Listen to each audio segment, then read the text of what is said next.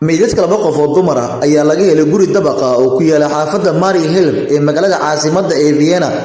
Labada ruux ee dhintay ayaa la sheegay inay ahaayeen hooyo 32 sano jir ah iyo gabadheeda oo 15 sano jir ah, kuwaas oo meydadkoodii habeenkii Khamiista ee la soo dhaafay laga helay gurigooda, waxaana la sheegay in labadooda qoorta wax loogu dhuftay. Afhayeenka booliiska ayaa sheegtay in ciidamada booliiska ee magaalada Vienna ay wadaan baaritaano ku aadan ciddii ka dambeysay dilka, halka ay su'aalo ay weydiinayaan dad loo soo qabqabtay falkan dhacay. Dilka hooyada iyo gabadheeda ayaa waxaa loogu shakisan yahay 49 sano jir u dhashay dalka Tunisia, kaasoo la sheegay in xiriir lahaayeen hooyada dhimatay,